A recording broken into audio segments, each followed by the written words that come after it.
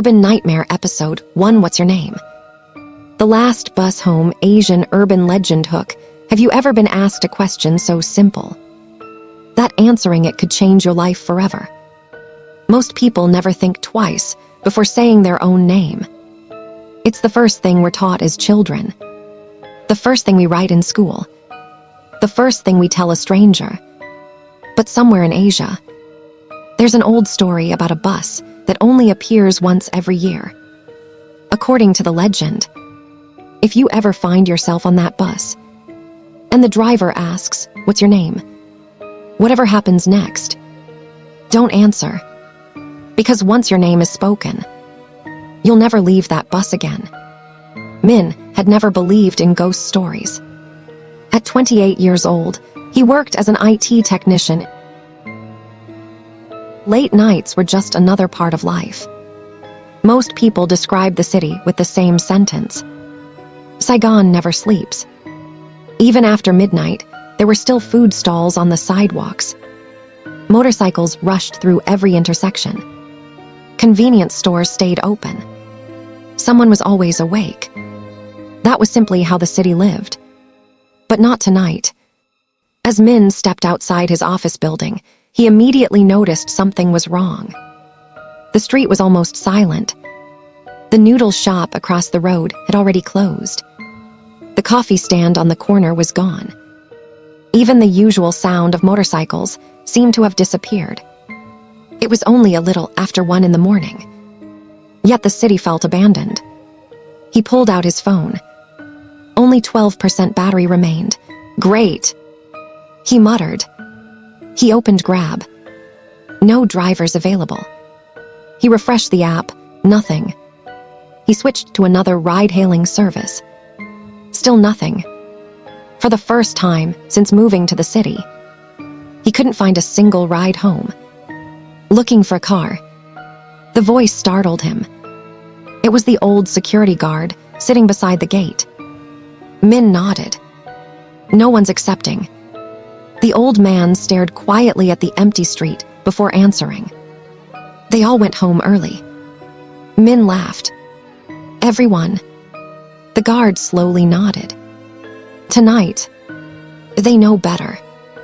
There was something strange about the way he said it. Not joking. Not warning.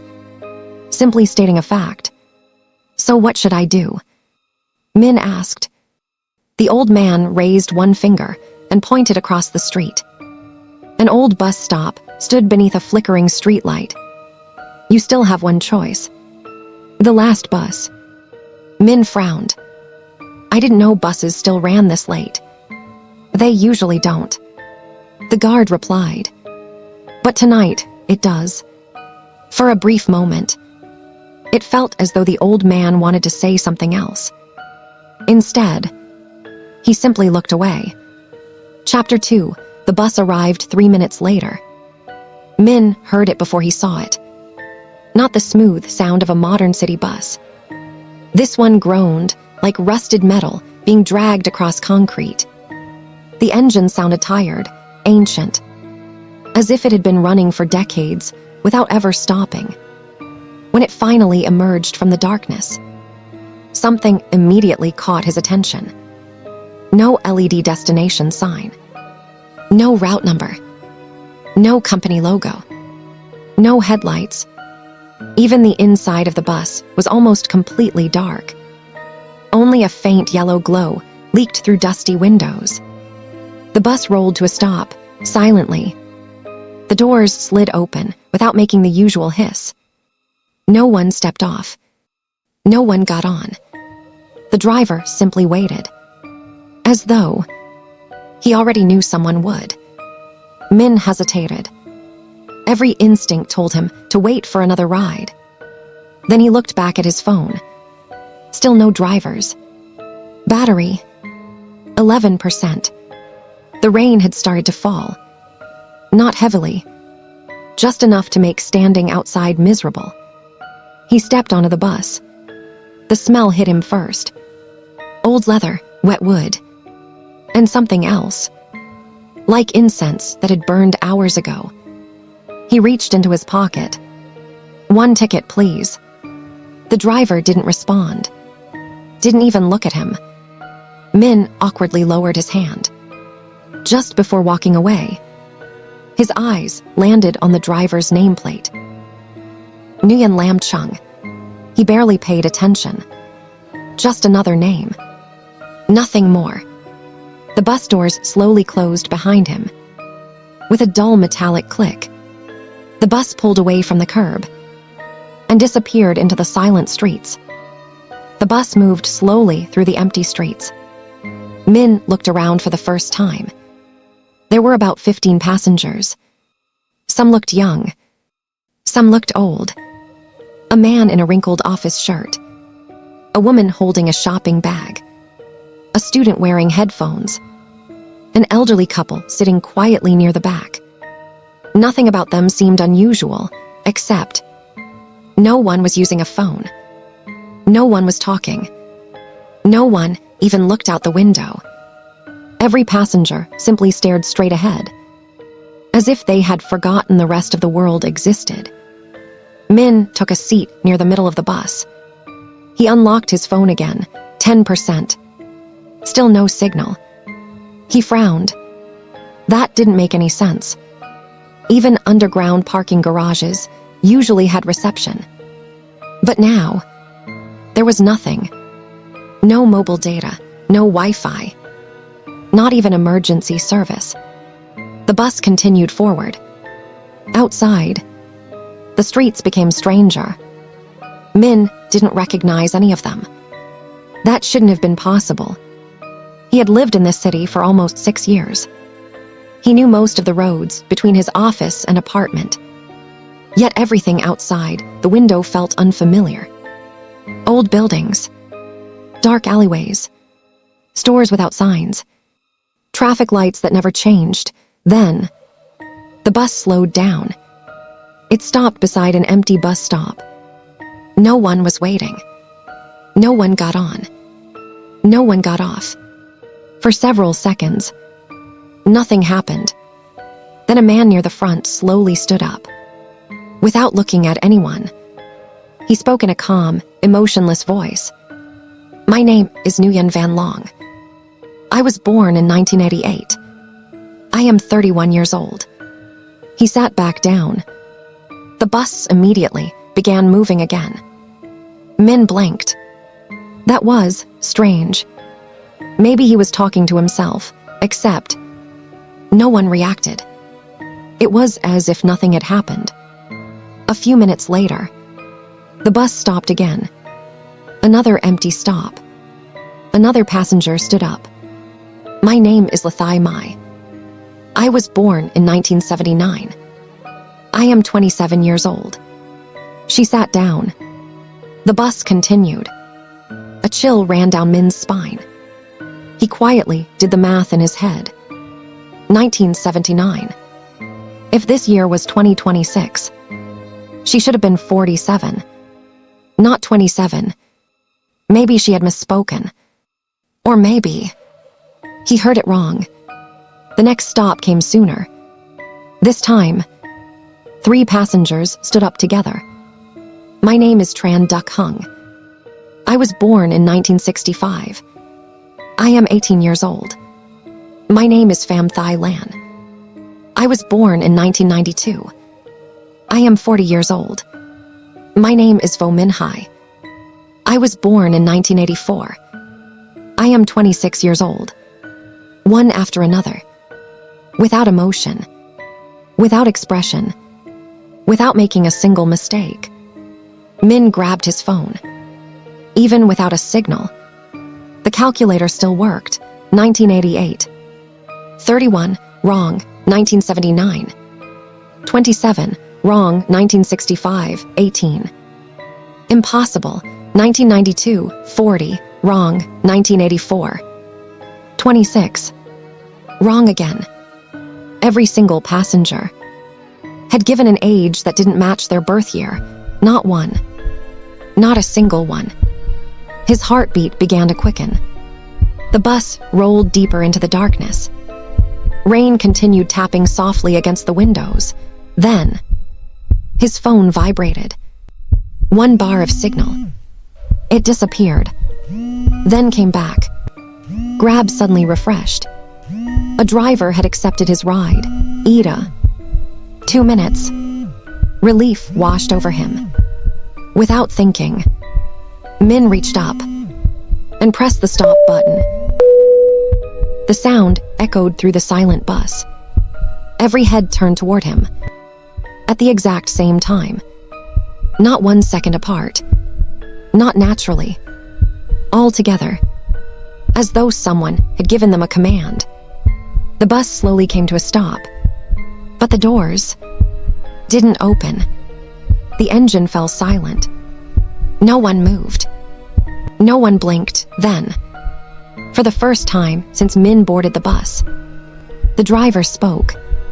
His voice was deep, cold, almost mechanical. What's your name? Lee reached for the stop button again.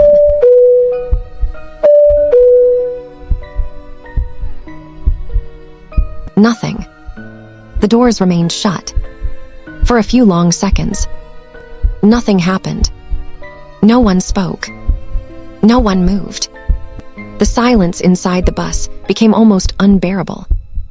It was so complete that Min could hear every breath leaving his own lungs. Every heartbeat seemed louder than the engine itself. Then, the driver spoke. "What's your name?" His voice wasn't loud. It didn't need to be. It was calm, cold, completely emotionless. Min forced out a nervous smile. I just need to get off here. No answer. The driver remained perfectly still. Then, he slowly rose from his seat. The movement was strangely stiff, almost mechanical, as though every joint in his body had forgotten how a human being was supposed to stand. He turned toward Min. For the first time, his face was no longer hidden beneath the shadow of his cap. Min felt every hair on his arms stand up.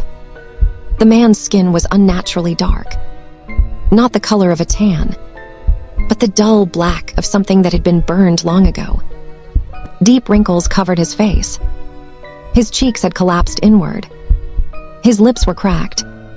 Pieces of darkened skin hung loosely around the corners of his mouth. But it was his eyes that froze Min where he stood. They were far too large. The whites of his eyes were almost completely covered by swollen blood vessels. Dark red veins stretched in every direction.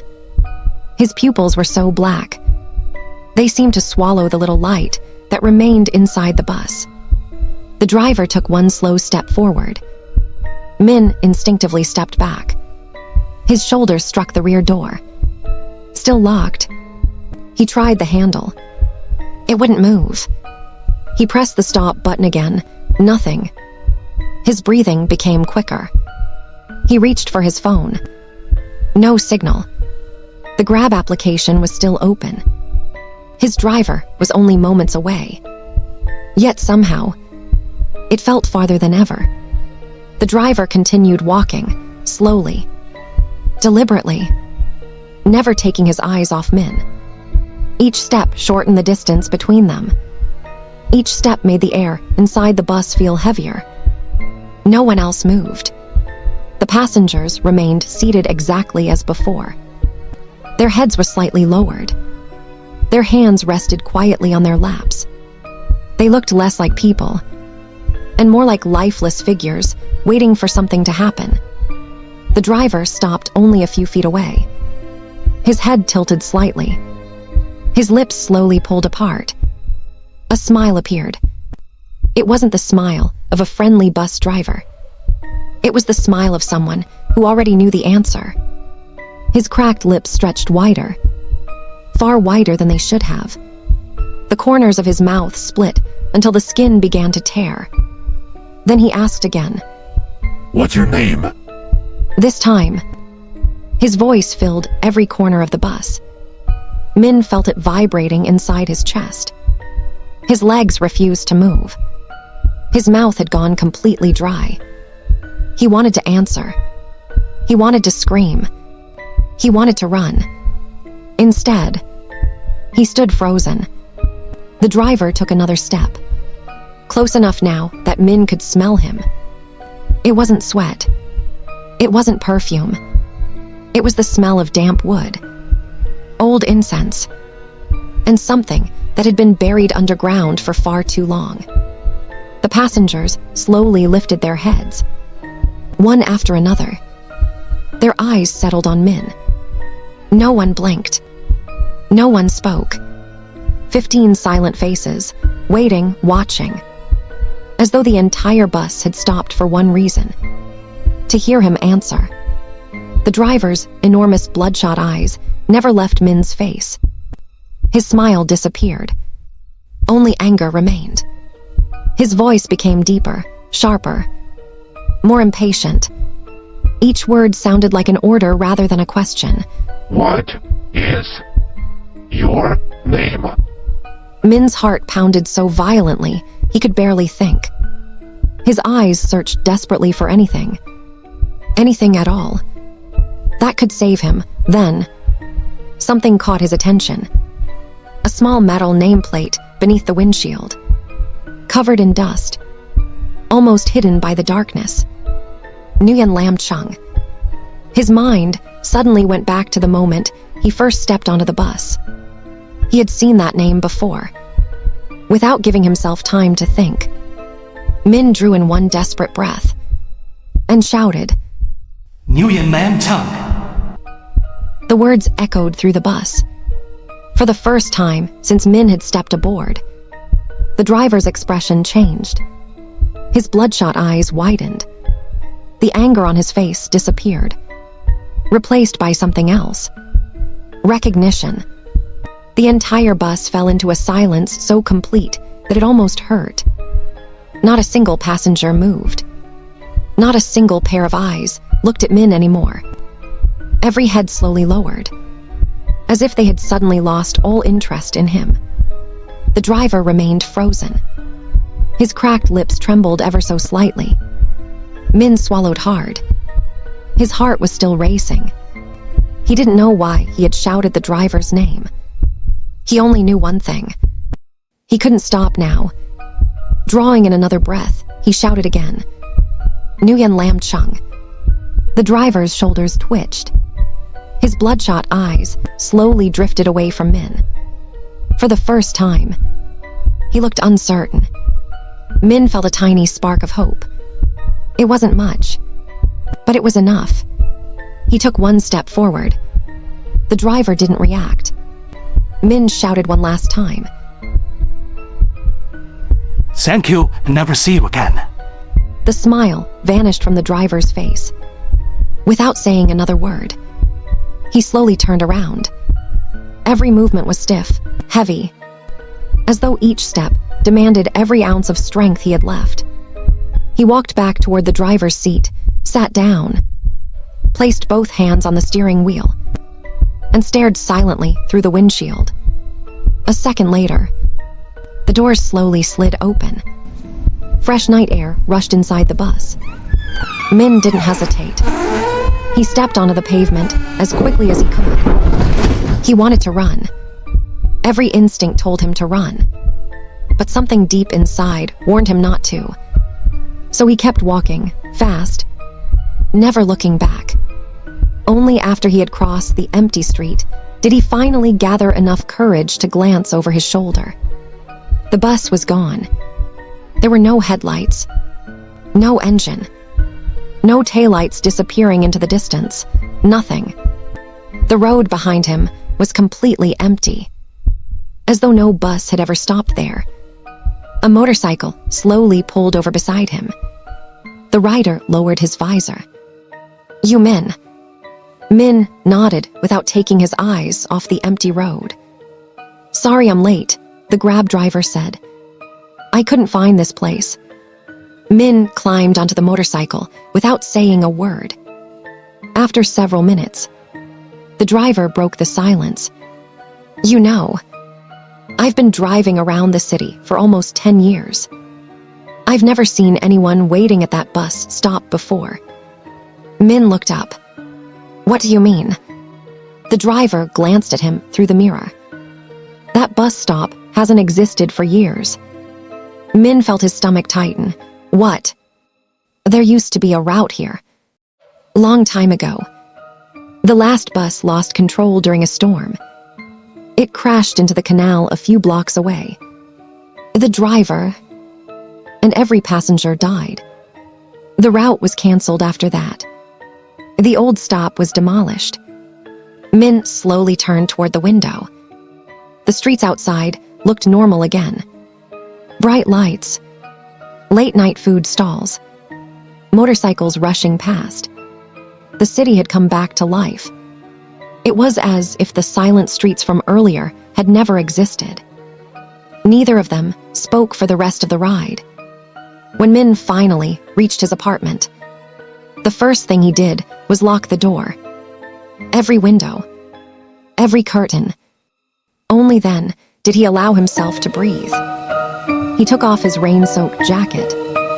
As he hung it beside the door, something slipped from the inside pocket. A small piece of yellow paper floated onto the floor. Min frowned. He slowly bent down and picked it up. It was old. The edges were worn. The paper smelled faintly of damp wood and burnt incense. Printed across the top were 4 faded words: last bus, Route 13. On the back, there was only one line, stamped in dark red ink. Again.